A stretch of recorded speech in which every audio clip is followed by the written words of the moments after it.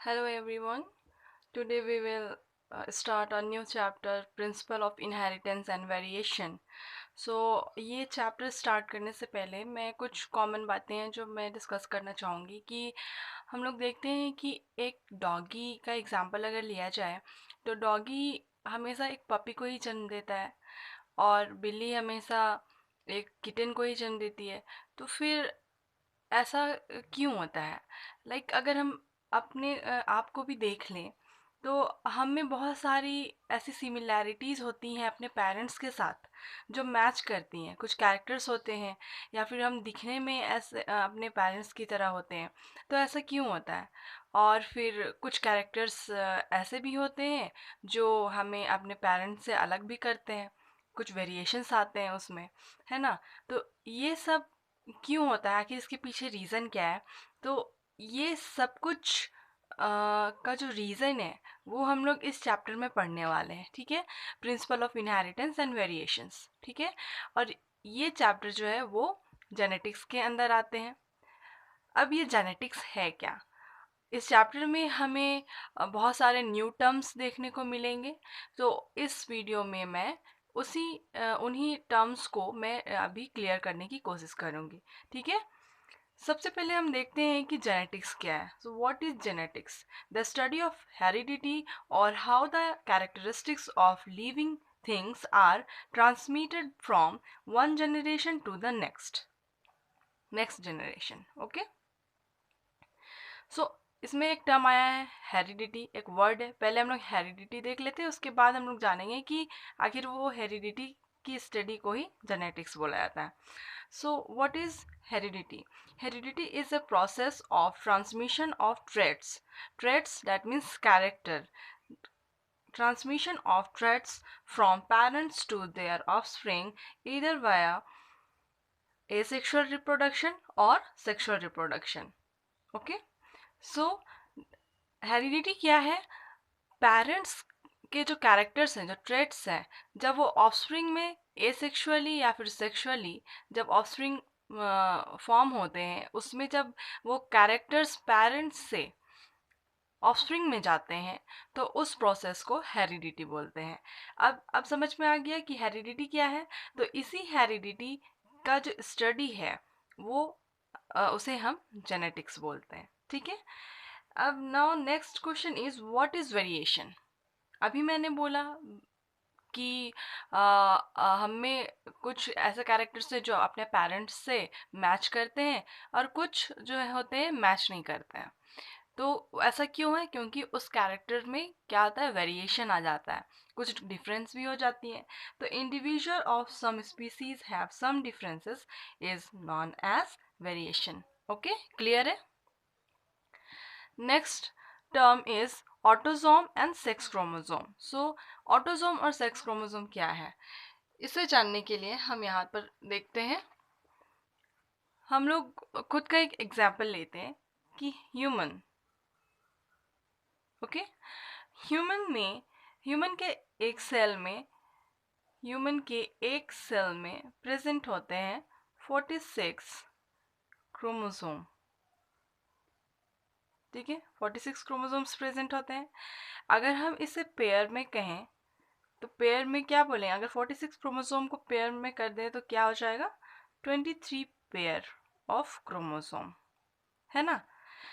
तो अगर हम इससे कहें या इससे कहें बात बराबर है। अगर चलो हम लोग पेयर में ले लेते हैं, 23 पेयर्स ऑफ क्रोमोसोम जो ह्यूमन के एक सेल में है, उसमें से 22 पेयर जो होंगे, 20 पेयर जो होंगे वो होंगे ऑटोसोम। और यहाँ पे मैंने और एक टर्म यूज़ किया है, सेक्स क्रोमोसोम, जिसे हम एलोसोम भी बोलते हैं, ठीक है? तो यहाँ पे आप हेडिंग में ले सकते हैं ऑटोसोम एंड एलोसोम।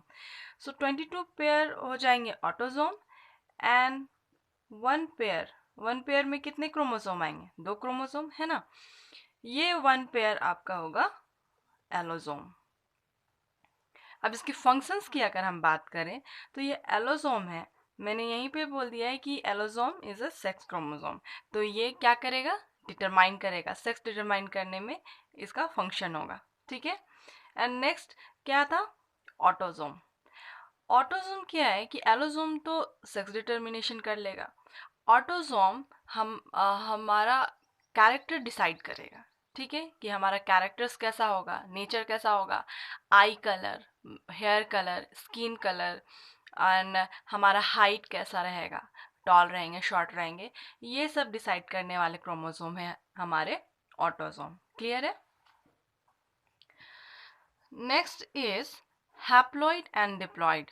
ये हम लोग पहले भी सुन चुके हैं कि हैप्लॉइड क्या है, डिप्लॉइड क्या है, फिर भी हम लोग यहाँ पे डिस्कस करते हैं कि haploid there are two types of cells in the body, haploid cell and diploid cell. The difference between haploid and diploid is related to the number of chromosomes that the cell contain. Okay, haploid cells have half number of chromosome n, and diploid cells contain two complete sets of chromosomes, that means 2n. अभी यहाँ पर clear कर देती हूँ। Okay, अभी मैंने बोला human में 46 क्रोमोसोम्स होते हैं, दैट मीन्स 23 पेयर्स, जिसमें 22 पेयर्स ऑटोसोम्स हो सकते हैं और 1 पेयर होंगे सेक्स क्रोमोसोम। ओके, तो अगर हम लोग इसमें बोलें कि 22 पेयर्स ऑफ क्रोमोसोम को अगर ऑटोसोम्स जो हैं इसको हम लोग बोलें कि 44 क्रोमोसोम है, तो ये गलत नहीं होगा, है ना, क्योंकि 44 क्रोमोसोम्स को हम लोग जब पेयर में कर रहे हैं तो पेयर में करने के बाद हम लोग इसे बोल रहे हैं 22 पेयर्स ऑफ ऑटोसोम। ठीक है, और उसी तरह से यहाँ पे 1 पेयर ऑफ क्रोमोसोम है, सेक्स क्रोमोसोम है, तो इसे हम लोग बोल सकते हैं 2 सेक्स क्रोमोसोम्स, है ना। अब नाउ एक एग्जाम्पल लेते हैं कि एक फादर है, एक मदर है, तो क्योंकि दोनों ही ह्यूमन है तो उनके बॉडी के सेल्स में भी प्रेजेंट होंगे 46 क्रोमोसोम, 46 क्रोमोसोम्स, जिसमें 44 होंगे ऑटोसोम जो कैरेक्टर्स डिसाइड करेंगे, और 2 सेक्स क्रोमोसोम्स होंगे जो डिसाइड करेंगे कि ऑफस्प्रिंग का, आने वाले ऑफस्प्रिंग का सेक्स क्या होगा। ओके, और यहाँ पे ये मदर सेल है, मदर सेल में भी 46 chromosome, 44 autosome and 2 sex chromosome. अब यहाँ पे देखा जाता है कि जो फादर की जो बॉडी है उसके हर सेल में 46 क्रोमोसोम्स होते हैं एक्सेप्ट स्पर्म को छोड़ के। फादर क्या प्रोड्यूस करता है? स्पर्म। एंड मदर, मदर क्या प्रोड्यूस कर रही है? एग, है ना। सो मदर के भी बॉडी के हर सेल में 46 क्रोमोसोम्स होंगे एक्सेप्ट एग को छोड़कर। ऐसा क्यों है? क्योंकि स्पर्म एंड एग दोनों में हैप्लॉइड नंबर ऑफ क्रोमोसोम्स होंगे, वो हैप्लॉइड होंगे। ठीक है, दैट मीन्स कि एक सेल्स में तो 46 क्रोमोसोम हो रहे हैं, तो ये तो डिप्लॉइड है क्योंकि ये पेयर में भी हो जा रहे हैं, और हैप्लॉइड बोला जाए अगर तो इस 46 को हम लोग 2 से डिवाइड कर देंगे, हाफ कर देंगे, तो 46 divided by 2 is equal to 23। Okay, 46 chromosomes, मैंने यहाँ पे पेयर नहीं बोला है। ओके, 26 क्रोमोसोम्स को हम लोग डिवाइड करेंगे 2 से, उसको हाफ करेंगे तो 23 क्रोमोसोम्स हमारे पास आएंगे। सो फादर के स्पर्म में कितने क्रोमोसोम हुए? 23 क्रोमोसोम्स, एंड एग में भी 23 क्रोमोसोम्स। ओके, अब यहाँ पे एक टर्म मैं यूज़ करूँगी, ये जो 23 क्रोमोसोम का जो एक सेट है, ठीक है, इसे बोलते हैं जीनोम। ठीक है, so what is genome? Genome is the set of chromosome. ठीक है, ये 23 क्रोमोसोम है, ये फादर का जीनोम है स्पर्म में, और मदर के एग में जो ये 23 क्रोमोसोम है ये मैटरनल, मतलब हम लोग फादर को हम लोग पैटर्नल और मदर को मैटरनल बोल सकते हैं। तो ये जो 23 क्रोमोसोम होंगे, ये जो जीनोम होंगे, सेट होगा एक, ये इसे हम बोल सकते हैं मैटरनल जीनोम। ठीक है, इसमें भी अगर देखा जाए ऑटोसोम एंड सेक्स क्रोमोसोम की बात की जाए स्पर्म एंड एग में, अब स्पर्म एंड एग को हमने देख लिया, ये हैप्लॉइड है। ठीक है, haploid that means half number of chromosome, 46 को 2 से डिवाइड किया, 23 क्रोमोसोम, 23 क्रोमोसोम आ गया। 23 क्रोमोसोम में मैं यहाँ पे पेयर यूज़ नहीं कर रही हूँ वर्ड, ठीक है। 23 क्रोमोसोम में 22 ऑटोसोम होंगे जो कैरेक्टर्स डिसाइड करेंगे आने वाले ऑफस्प्रिंग की, और ये एक सेक्स क्रोमोसोम होगी जो सेक्स डिटरमाइन करेंगे। सेम उसी तरह से एग में भी जो 23 क्रोमोसोम्स होंगे उसमें 22 autosome and 1 sex chromosome present होंगे। अब ये दोनों मिलकर फर्टिलाइज कर गया और फर्टिलाइज करने के बाद क्या बनाया है, एक ऑफस्प्रिंग जायगोट, जिसमें दोनों मिलकर क्या बना रहे हैं, 46 क्रोमोसोम्स बना दे रहे हैं, फिर से एक ह्यूमन बीइंग बना रहे हैं। ठीक है, 46 क्रोमोसोम में उनका भी जो ऑफस्प्रिंग होगा उसके अंदर भी 46 क्रोमोसोम में 44 क्रोमोसोम जो होंगे वो ऑटोसोम होंगे जो कैरेक्टर्स डिसाइड करेंगे, और 2 सेक्स क्रोमोसोम होंगे जो सेक्स डिटरमाइन करेंगे। ओके, आई होप ये आपको क्लियर हो गया हो कि डिप्लॉइड एंड हैप्लॉइड टर्म क्या है। ठीक है, ओके, अब हम नेक्स्ट टॉपिक में आते हैं जो टर्म्स है, what is gene, DNA, chromosome and allele. Okay, यहाँ पे मैंने एक सेल बनाया है। ठीक है, हर सेल में एक न्यूक्लियस प्रेजेंट होता है। न्यूक्लियस के अंदर प्रेजेंट होते हैं क्रोमैटिन मटेरियल। ठीक है, ये क्रोमैटिन मटेरियल ही आगे जाकर जो कंडेंस हो जाते हैं उनके कंडेंस फॉर्म को क्रोमोसोम बोलते हैं। ठीक है, ये क्रोमोसोम बन गए हैं। क्रोमोसोम के अंदर प्रेजेंट होते हैं जीन। ठीक है, जो कैरेक्टर्स डिसाइड करते हैं, अलग अलग कैरेक्टर्स के बहुत सारे जीन्स, मतलब एक क्रोमोसोम में थाउजेंड्स ऑफ जीन्स प्रेजेंट हो सकते हैं। ठीक है, जीन किससे बना होता है, डीएनए से बना होता है। ओके, आई होप ये आपको क्लियर हो कि सेल के अंदर न्यूक्लियस है, न्यूक्लियस के अंदर जो क्रोमैटिन मटेरियल है वो कंडेंस हो जाते हैं और कंडेंस होकर फॉर्म करते हैं क्रोमोसोम, और क्रोमोसोम्स में थाउजेंड्स ऑफ जीन्स प्रेजेंस हो सकते हैं और सारे जीन्स अलग अलग कैरेक्टर्स को कैरी करते हैं। ठीक है, और जीन्स बनते हैं डीएनए से। Next is what is gene and allele. Genes are found on structures called chromosomes, long pieces of DNA wound up around protein. Each chromosome contains many genes, and a specific gene, such as the gene for eye color, is at the same location on the same chromosome in every person. Okay, the different possible versions of the genes are called alleles. Most genes have two alleles, a dominant allele and a recessive allele. So इस जो term को हम समझते हैं कि क्या है ये जीन एंड एलील क्या होते हैं। ठीक है, यहाँ पर मैं एक डायग्राम बनाती हूँ क्रोमोसोम्स का। ओके, क्रोमोसोम का एक डायग्राम मैंने बनाया।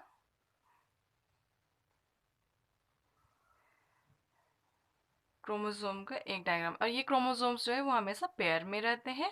तो क्रोमोसोम का मैंने एक सेट बनाया है। ठीक है, एक पेयर मैंने बनाया है। अब इसमें जो जीन्स मैं बोल रही हूँ, एक क्रोमोसोम के अंदर थाउजेंड्स ऑफ जीन्स प्रेजेंस हो सकते हैं और सारे जीन्स जो हैं अलग अलग कैरेक्टर्स को कैरी करेंगे, अलग अलग कैरेक्टर्स को कैरी करेंगे, बट वे हमेशा जिस कैरेक्टर को भी कैरी करेंगे वो हमेशा एक साथ आमने सामने होंगे। लाइक मैं यहाँ पे ये जो क्रोमोसोम है, क्रोमोसोम में थाउजेंड्स ऑफ जीन प्रेजेंट है। यहाँ पे मैं एक जीन बना रही हूँ, ये जीन हमारा डिसाइड करेगा आई कलर। ओके, तो इसके सामने का जो क्रोमोसोम होगा इसमें भी जो जीन प्रेजेंट होगा ये भी डिसाइड करेगा आई कलर। आई होप आपको ये समझ में आ रहा हो कि एक क्रोमोसोम में थाउजेंड्स ऑफ जीन्स प्रेजेंट होते हैं और हर जीन कुछ ना कुछ कैरेक्टर्स के लिए रिस्पॉन्सिबल होता है। ओके, और हर क्रोमोसोम में, एक क्रोमोसोम में जो भी जीन प्रेजेंट होता है उसके सामने वाले क्रोमोसोम में भी सेम उसी कैरेक्टर के जीन प्रेजेंट होते हैं। ठीक है, ये आई कलर के लिए यहाँ जीन है, उसके सामने वाले क्रोमोसोम में भी आई के लिए जीन है।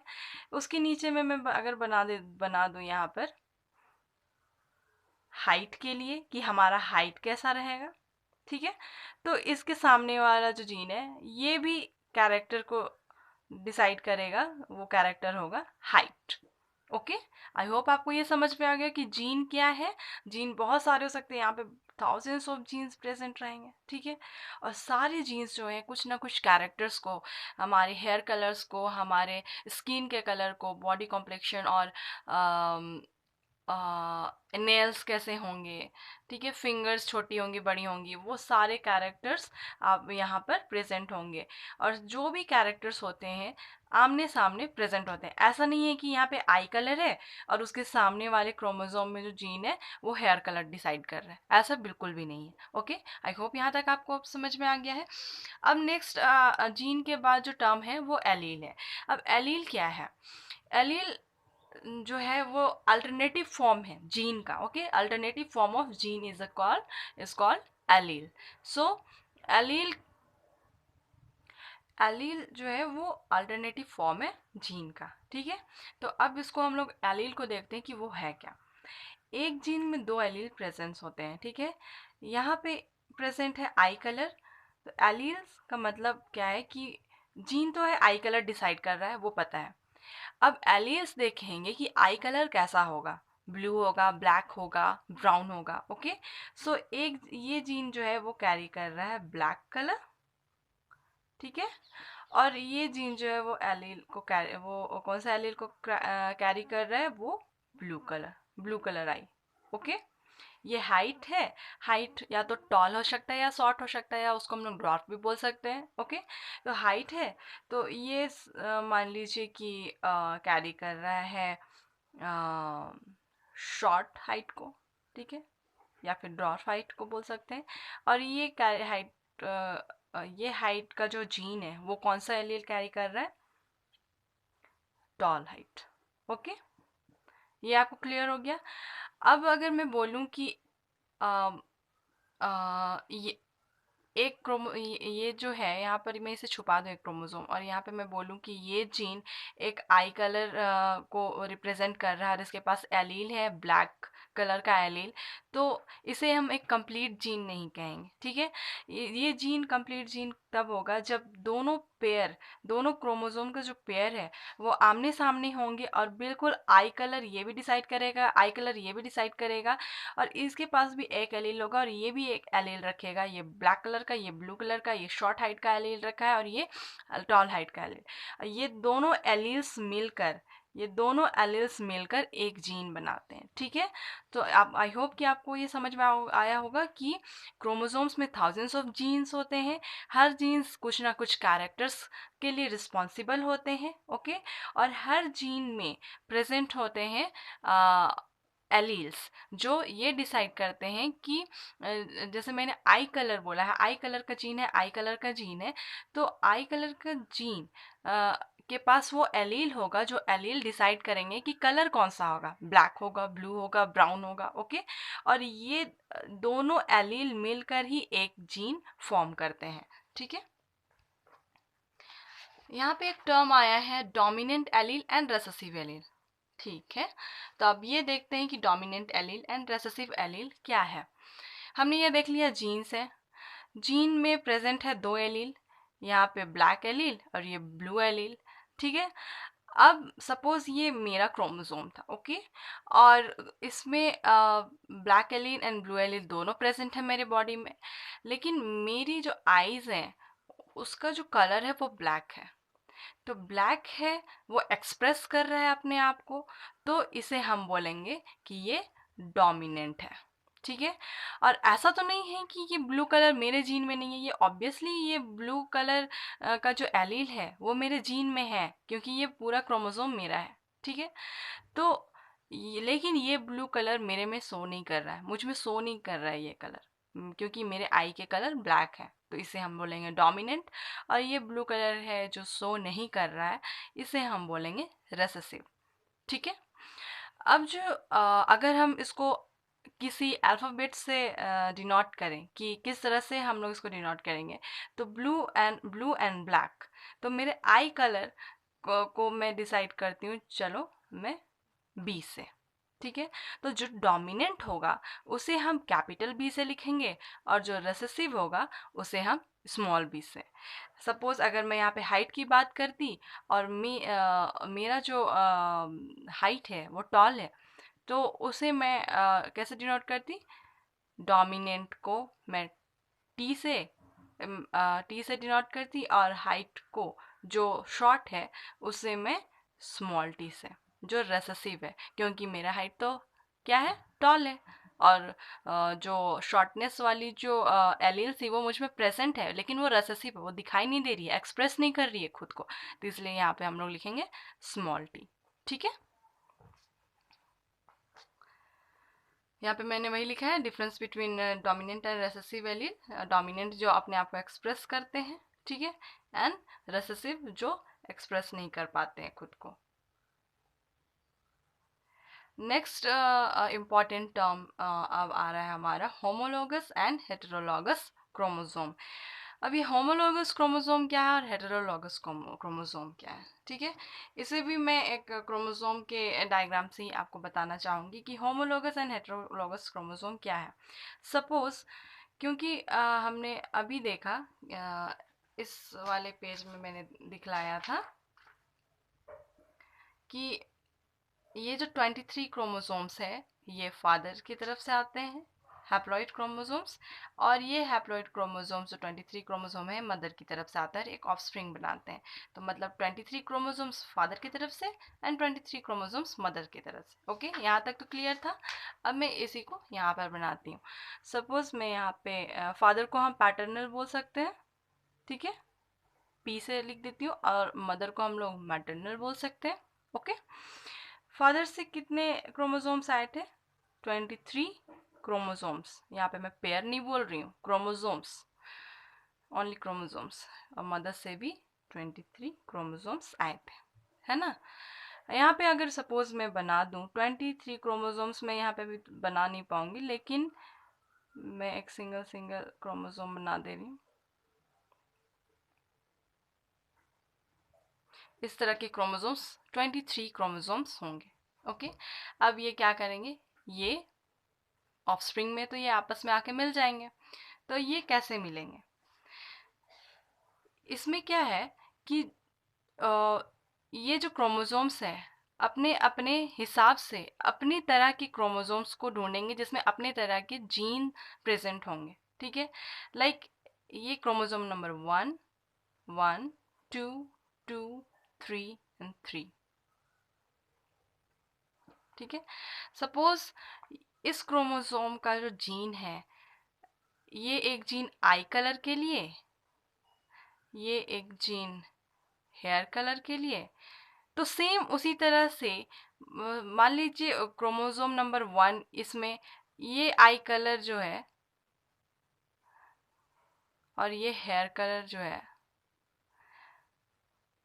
बिल्कुल जिस तरह से फादर में प्रेजेंट है उसी तरह से मदर में भी प्रेजेंट है। लाइक यहाँ पे आई कलर है क्रोमोसोम में, तो यहाँ पे भी क्रोमोसोम के सबसे ऊपर में आई कलर के लिए ही जीन होंगे, यहाँ पर उसके नीचे में हेयर कलर के लिए जीन है। तो मैटरनल क्रोमोसोम में भी इस क्रोमोसोम में सेकंड वाला जो जीन होगा वो हेयर कलर ही डिसाइड करेगा। तो इस तरह से ये क्या करेंगे, ये एक पेयर बना लेंगे। ओके, ये दोनों एक पेयर बना लेंगे। सो होमोलोगस क्रोमोसोम के लिए क्या होना चाहिए कि इसमें क्या होता है कि जो क्रोमोसोम्स के जो साइज है, ये जो क्रोमोसोम के साइज हैं वो सिमिलर होते हैं, शेप सिमिलर होते हैं, नंबर ऑफ क्रोमोसोम्स जो प्रेजेंट है, सॉरी नंबर ऑफ जीन्स जो प्रेजेंट है क्रोमोसोम में वो बिल्कुल सिमिलर टाइप्स के होते हैं। ठीक है, और number of genes and even in the position of centromere, the position of जो सेंट्रोमेयर जो होता है वो सेंट्रोमेयर भी बिल्कुल एक तरह का होता है। ठीक है, तभी वो आपस में मैच कर सकेंगे। ठीक है, अगर ये सपोज कीजिए कि यहाँ पे ये जो पैटर्नल क्रोमोसोम है इसका जो फर्स्ट जीन है ये आई के लिए कर रहा था, आई कलर के लिए ये जीन रिस्पॉन्सिबल था, लेकिन इस जीन में जो पहला जीन था, सॉरी इस क्रोमोसोम में जो पहला जीन था ये आई कलर के लिए ना कर ये कर देता हमारा नेल्स कैसा रहेगा। ठीक है, नेल्स कैसा रहेगा यही वो डिसाइड करता। तो ये दोनों आपस में एक पेयर नहीं बना पाते। ये बना हो सकता है इसके पैटर्नल क्रोमोसोम का जो ये सेकंड नंबर है, इसमें होता है ये आई कलर फर्स्ट वाला, और ये सेकंड वाला हो जाता आपका नेल्स के लिए रिस्पॉन्सिबल। तो ये दोनों आपस में पेयर बना लेते और इनका शेप एंड साइज भी थोड़ा एक जैसा होता। ठीक है, तो वैसे क्रोमोसोम्स के पेयर जो मैटरनल और पैटर्नल का जो एक एक पेयर जो सॉरी एक एक क्रोमोसोम जो आते हैं और आपस में मिलते हैं, तो वैसे क्रोमोसोम्स जो मैटरनल और पैटर्नल के एक शेप एक शेप एंड साइज के हों, फंक्शंस भी उनके एक तरह के हों, उनके जीन्स भी एक ही तरह के कैरेक्टर्स के लिए रिस्पॉन्सिबल हो, और जब वो पेयर बनाते हैं आपस में, तो ऐसे पेयर को बोलते हैं होमोलोगस क्रोमोसोम। हाँ, बस यहाँ पे एक डिफरेंस बस ये रहता है कि ये जो एलील्स है, मैंने बोला था ना कि एलील्स क्या होते हैं, हर जीन अलग अलग एलील्स को कैरी करते हैं, है ना। सो लाइक यहाँ पे आई कलर के लिए जीन था, यहाँ पे भी आई कलर के लिए जीन था, लेकिन ये एलील ब्लैक, यहाँ पे ब्लैक एलील है इसमें, और इसी जीन का दूसरा एलील जो है वो ब्लू कलर का है। तो ठीक उसी तरह से यहाँ पर भी हो जाता कि यहाँ पे तो मैंने जो ये दोनों के शेप साइज एक तरह के हैं और मैंने यहाँ पे पेयर बना दिया, ये दोनों आई कलर के लिए है, एंड यहाँ पे ये दोनों हेयर कलर के लिए है। ओके, तो आई कलर, लेकिन एलियस अलग, ये करता ब्लैक के लिए, एंड ये एलियस रिस्पॉन्सिबल है ब्लू के लिए। ठीक है, सो वैसे क्रोमोसोम्स के पेयर जिसमें मैटरनल और paternal chromosomes shape size function सब में बिल्कुल एक तरह के हों, लेकिन एलील्स में भी अलग अलग हो और में भी सेम भी हो सकते हैं। ठीक है, लाइक यहाँ पे अगर आई कलर ब्लैक के लिए है, तो हो सकता है जो मैटरनल जीन है वो भी ब्लैक एलील के लिए ही रिस्पॉन्सिबल हो, तो उसमें ऑब्वियसली वो चाइल्ड में ब्लैक कलर ही शो करेगा। लेकिन एलिल्स जो है वो अलग भी हो सकते हैं। ठीक है, तो जब एलिल्स जो अलग होंगे, तो जब ऑफस्प्रिंग बनेगा, इन इस क्रोमोसोम से आगे बढ़कर जब वो ऑफस्प्रिंग बनेंगे, तो उस ऑफस्प्रिंग में क्या शो होगा, जो डोमिनेंट होगा, लाइक उसमें अगर ब्लू कलर डोमिनेंट होगा तो ब्लू कलर दिखाई देगा उस ऑफस्प्रिंग में, एंड अगर ब्लैक कलर डोमिनेंट होगा तो ब्लैक कलर दिखाई देगा। ठीक है, आई होप कि आपको ये समझ में आ गया हो। और ये हेट्रोलॉगस जो है वो बिल्कुल इसका अपोजिट है, जो शेप साइज एंड फंक्शन में बिल्कुल डिफरेंट होंगे, ऐसे क्रोमोसोम्स को हम बोलेंगे जो शेप साइज एंड फंक्शंस उनमें डिफरेंस होती हैं, उनके सेंट्रोमेयर के लोकेशंस अलग होंगे, ऐसे पेयर को हम लोग बोल देंगे कि वो हेट्रोलॉगस क्रोमोसोम है। Okay, next term is genotype and phenotype. So what is genotype and phenotype, है ना। इसमें नाम से ही पता चल रहा है कि जीनोटाइप मीन्स जीन के टाइप, है ना। So it is a genetic जो सॉरी जेनेटिक मेकअप बोल सकते हैं इसे। It is a genetic makeup of an organism. Okay, like अगर किसी का हमें हाइट बताना हो, ओके, किसी का हाइट हमें बताना हो, तो हम लोग उसको फिनोटिपिकली बाहर से जो एक्सप्रेस कर रहा है वो देखकर नहीं बोलेंगे। एक पहले इसको मैं बता दूं कि जीनोटाइप दैट मीन्स कि एलील्स को रीड करके उसका कैरेक्टर बताना, and phenotype that means external features देखे, जो हम बाहर से देखते हैं जैसा दिख रहा है हम लोग वही बोल देते हैं कि हाँ ये टॉल है शॉर्ट है। हम लोग उसके अंदर के एलील्स को देखकर नहीं बोलते हैं कि अगर ये टॉल है तो इसके अंदर शॉर्टनेस का भी एलील प्रेजेंट होगा, ये हम नहीं देखते हैं। तो यही डिफरेंस है कि जीनोटाइप में ये सब कुछ देखा जाता है, एलील्स को रीड करके जीनोटाइप बताया जाता है, एंड फिनोटाइप बाहर के एक्सटर्नल फीचर्स को देखकर किया जाता है। लाइक यहाँ पे जीनोटाइप मैंने हाइट के लिए टी यूज़ किया था। ठीक है, अगर किसी प्लांट का हाइट टॉल है तो उसमें कैपिटल टी प्रेजेंट होंगे, तो इसे बोलेंगे ये प्योर टॉल है, ये होमोलोगस कंडीशन में। ठीक है। एंड स्मॉल टी क्यों यूज़ किया है? शॉर्ट या डॉर्फनेस के लिए। तो हम लोग बोलेंगे प्लांट का जो हाइट है वो डॉर्फ है, ये होमोलोगस कंडीशन वाला डॉर्फ है। और अगर ये कैपिटल टी स्मॉल टी है, तो अगर हम लोग इसको बाहर से देखें कि ये फिनोटिपिकली बोला जाए, कैपिटल टी और स्मॉल टी को देखकर बोला जाए कि फिनोटिपिकली बताओ कि ये कैसा है, टॉल है या शॉर्ट है, तो हम लोग बोल देंगे बाहर से, क्योंकि हम लोग डोमिनेंट को कैपिटल से रिप्रेजेंट करते हैं एंड रिसेसिव को स्मॉल टी से। मैंने अभी बोला था, तो डोमिनेंट वाला जो दिखाई देता है और रिसेसिव वाला जो दिखाई नहीं देता है। तो फिनोटिपिकली अगर बोला जाए कि ये इसका हाइट बताओ कि ये टॉल है या शॉर्ट है, तो हम लोग फिनोटिपिकली देखेंगे कि हाँ कैपिटल टी है, तो ये हम लोग बोल देंगे कि ये जो प्लांट है ये टॉल है। लेकिन अगर इसको एलील को रीड करते हुए हम लोग देखेंगे, तो हम लोग इसे बोलेंगे ये हाइब्रिड टॉल है, क्योंकि इसमें जो है टॉलनेस की भी एलील प्रेजेंट थी और डॉर्फनेस के भी एलील उसमें प्रेजेंट थी। लेकिन शो कौन कौन कौन सा एलील कर रहा है? डोमिनेंट वाला। जो टॉलनेस का जो एलील था वो डोमिनेंट हो गया है। ओके, आई होप कि आपको यहाँ पर ये समझ में आ गया हो। एंड यहाँ पे मैं एक चीज़ डिस्कस करना चाहूँगी कि हम लोग जो भी है टॉलनेस है, तो टॉलनेस को कैपिटल टी मैंने अभी आई कलर के लिए बी यूज़ किया था, ब्लैक कलर के लिए capital B and blue colour के लिए स्मॉल बी। ठीक है, यह ज़रूरी नहीं है कि हम लोग ब्लू ब्लू को ही हमेशा रेसेसिव रखें और नहीं दिखाई दे। अगर हमारा जो है ब्लू कलर डोमिनेंट होगा, ब्लू कलर का आई जो है दिखाई देगा बच्चे में, तो हम लोग कैपिटल बी ब्लू के लिए लिखेंगे और डोमिने डोमिन जो रेसेसिव होगा ब्लैक कलर, उसके लिए हम लोग लिखेंगे स्मॉल बी। ओके, सो ये हम लोग ये चीज़ जो क्वेश्चन है एक अराइज होता है कि हम लोग हमेशा दो ही टी क्यों लिखते हैं, या एक टी क्यों नहीं लिखते हैं, या तीन टी क्यों नहीं लिखते हैं हाइट के लिए। तो इसका एक ही रीज़न यही है कि जीन्स में दो एलिल्स प्रेजेंट होते हैं, इसलिए हम लोग दोनों एलिल्स को हम लोग यहाँ पर रिप्रेजेंट करके दिखाते हैं। ठीक है, और ये जो ऐसा नहीं है कि जो डोमिनेंट है वही हमेशा दिखाई देता है, ऐसा बिल्कुल नहीं है। रेसेसिव भी अपने आप को एक्सप्रेस कर सकता है। ओके, रेसेसिव जो स्मॉल वाला है वो भी अपने आप को एक्सप्रेस कर सकता है। ठीक है, ज़रूरी नहीं है कि कैपिटल टी ही हमेशा अपने आप को रिप्रेजेंट करे, अपने आप को एक्सप्रेस करे। स्मॉल टी भी अपने आप को एक्सप्रेस कर सकता है, बस एक कंडीशन में, सिर्फ और सिर्फ एक कंडीशन में, जब स्मॉल टी वाला जो ये जो रेसेसिव कैरेक्टर है ये होमोलोगस कंडीशन में हो।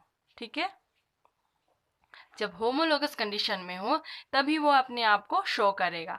लेकिन अगर ये रेसेसिव वन डोमिनेंट वन से मिल गया है, तो और ये हेट्रोजाइगस कंडीशन में है, क्योंकि ये टॉलनेस का एलील है और ये डॉर्फनेस का एलील है, और ये दोनों जब आपस में मिल गए हैं तो ये हेट्रोजाइगस कंडीशन में आ जाते हैं, और इसे हम बोलेंगे कि ये हेट्रोजाइगस कंडीशन में है, और इसलिए यहाँ पर जो शो कर रहा है, डोमिनेंट वाला शो कर रहा है, वो कैपिटल वाला है। ठीक है, और ये जो स्मॉल वाला है, एक चीज़ यही चीज़ याद रखिएगा हमेशा कि स्मॉल टी भी अपने आप को एक्सप्रेस कर सकता है, रेसेसिव भी अपने आप को एक्सप्रेस कर सकता है in the condition of homozygous condition. ठीक है, होमोजाइगस और होमोलोगस कंडीशन। आई होप कि आपको ये जो टर्म्स मैंने आज बताए हैं वो क्लियर हो गए होंगे। Okay, so thank you and please subscribe and like my video, and next के चैप्टर वीडियो में हम लोग डिस्कस करेंगे मेंडल के होमोल मेंडल्स के जो एक्सपेरिमेंट्स थे, इनहेरिटेंस के जो लॉज उन्होंने दिए थे, उनके बारे में हम लोग डिस्कस करेंगे। Okay, thank you.